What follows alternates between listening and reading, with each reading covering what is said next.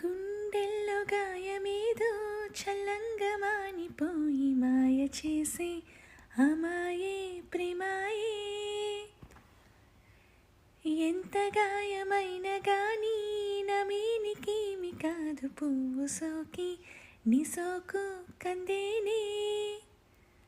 వెలికి రాని వెర్రి ప్రేమ కన్నీటి దారలోన కరుగుతున్నది.